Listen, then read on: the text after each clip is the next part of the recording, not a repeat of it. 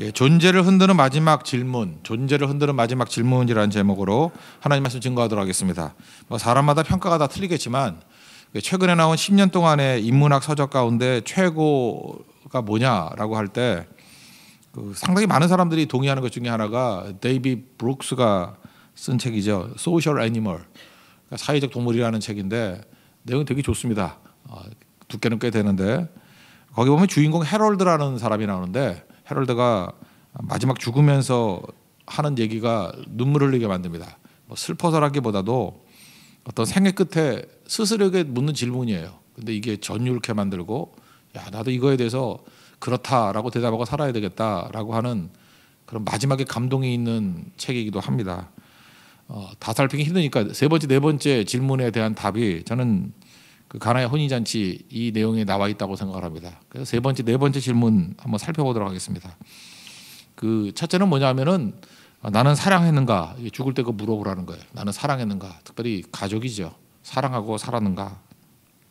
모리와 함께 화요일이라는 옛날 책이 있었죠. 그 모리 교수 이렇게 죽어가면서 마지막 유언으로 남긴 얘기가 뭐냐면 사랑하지 않으면 멸망하리. 그게 참 마음에 안 남는 것 같아요.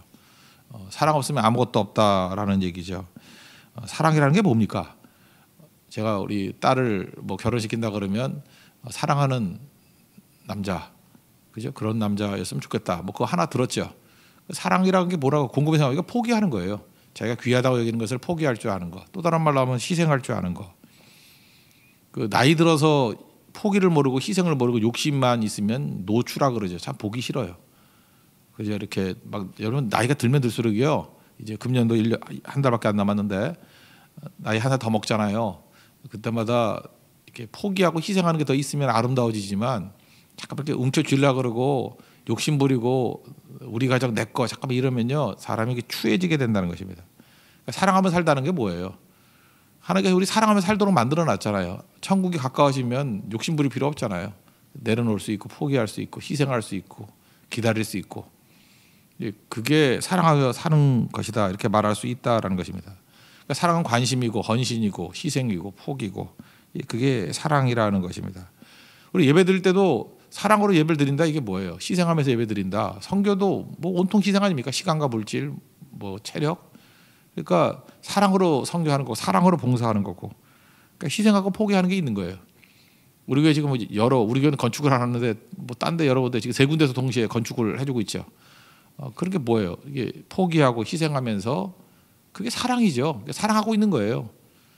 그때에 거기에 대해서 예스 할 때 이게 제대로 사는 인생이 될 수 있다는 것입니다. 예수님께서는 기적을 가정부터 이끄셨습니다. 우리가 가정을 사랑하느냐, 가정을 위해서 이렇게 회복의 능력이 있느냐, 가정을 위해서 기도도 해야 될 것이고 가정을 세우기 위해서 서야 된다고 생각을 합니다. 여기 가나 그랬는데 이 가나의 내용들을 쭉 보면요, 이번 인도 선교를 가신 분들은 되게 유리한 게 있어요. 팔레스타인 지방하고 너무 유사한 지방이에요. 팔레스타인도 땅은 좋은데요, 이게 먼지가 많아요.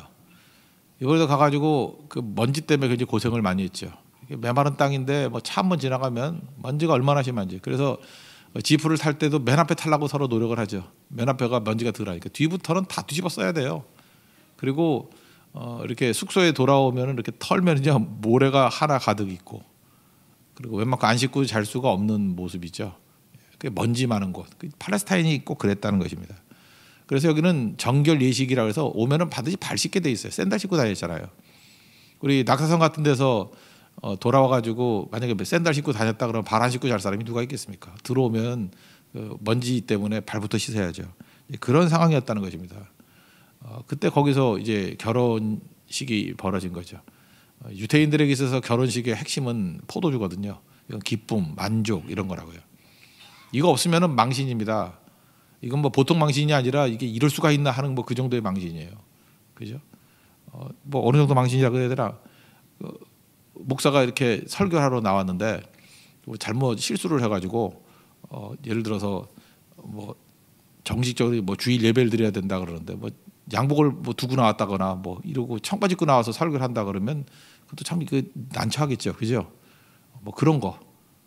그다음에 뭐 맞선을 보러 갔는데 정장 입고 나가자 그 추리닝 차림을 나가고 그럴 때 그 황당함 뭐 그런 걸 거라고요.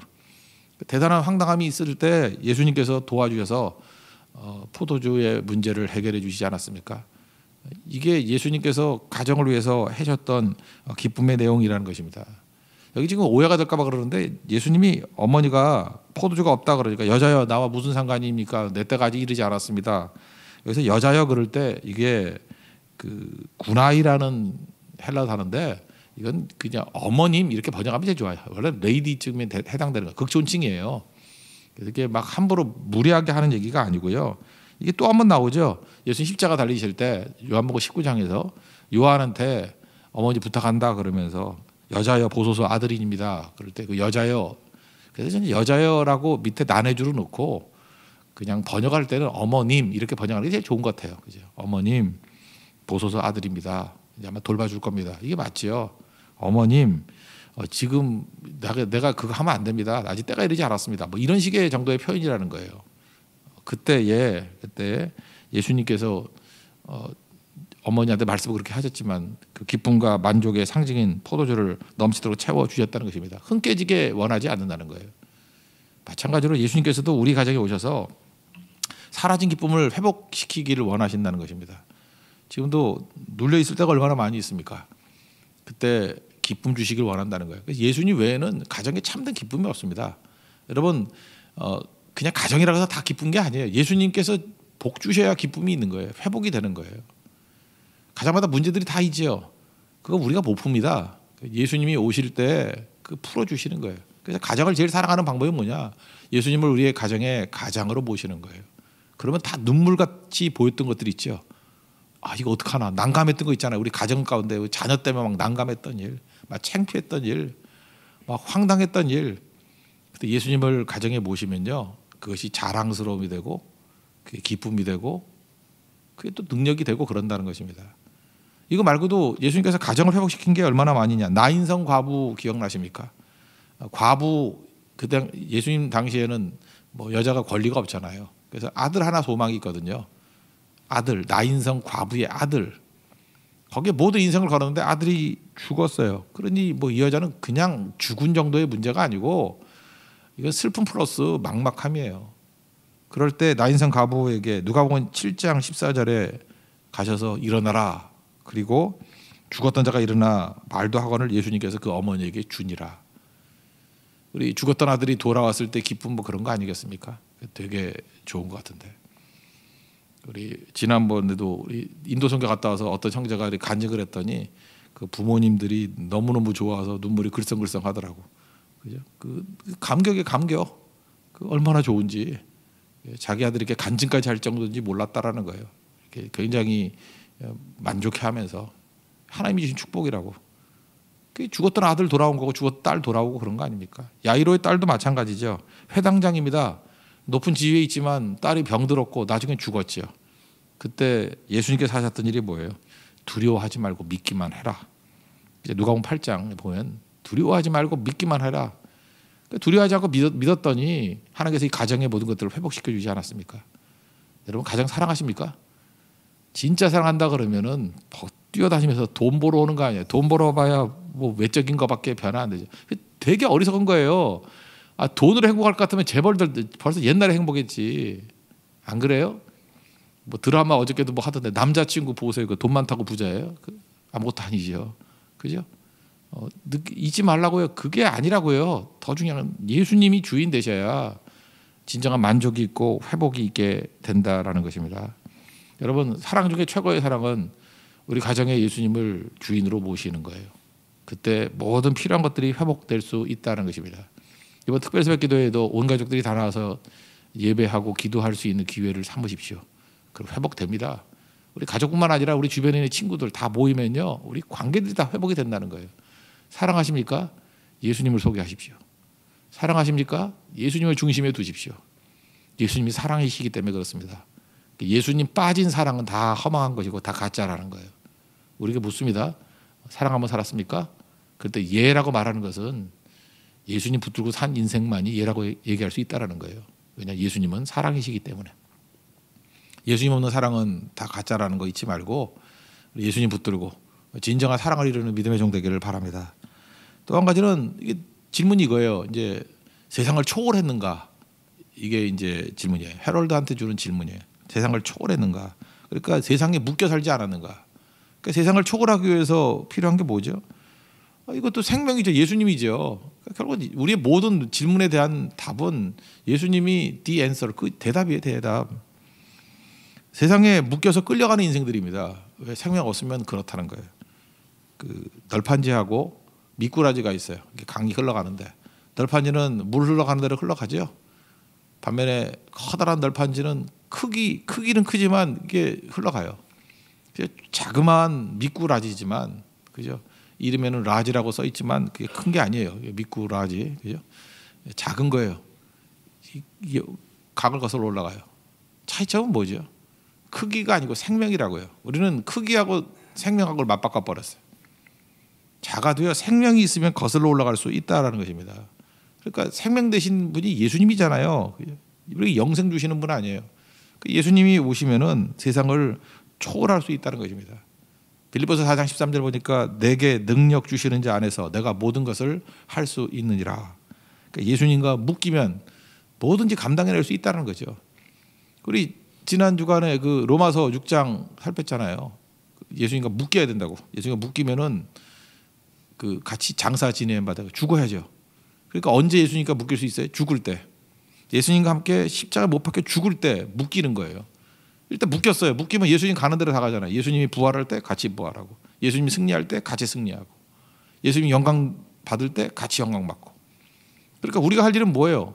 신앙생활은 간단해요. 예수님과 묶이는 거 해야 된다고요. 예수님과 함께 죽는 거예요. 로마서 6장 8절을 한번 인용해 드리면 만일 우리가 그리스도와 함께 죽었으면 묶인 거죠. 또한 그와 함께 살 줄을 믿노니.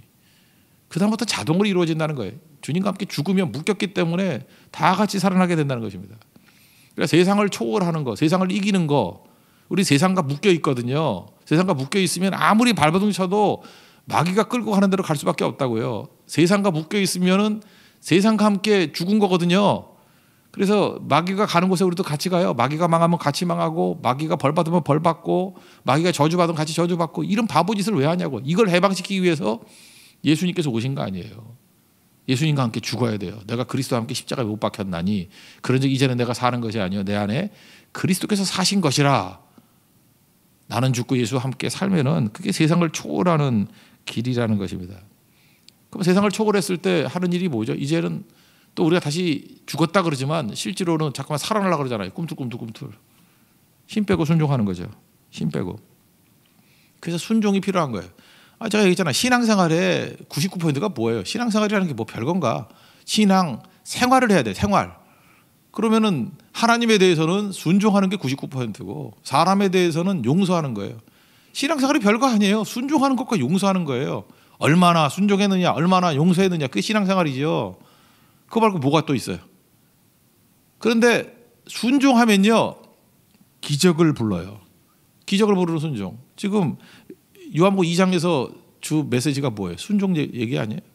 그죠? 그래서 기적을 부르는 순종이 있다. 5절 보니까 무슨 말씀을 하시든지 그대로 하라. 무슨 말씀을 하시든지 그대로 하라. 이게 쉬운 게 아니거든요. 이게 상식적으로 이게 어떻게 보면 말이 좀 안 되는 것들도 있거든요. 그러니까 말이 안 된다는 건 뭐냐면 주인이 나잖아요. 내 생각, 내 논리, 내 판단. 그러면 나를 넘어서지 않잖아요. 그러니까 하나님께서 진짜 원하는 건 뭐냐면 제발 네 생각 좀 죽이면 좀 안 되겠니? 그러니까 너는 좀 사라져라. 그래야 내 수준에서 일을 할 거 아니냐.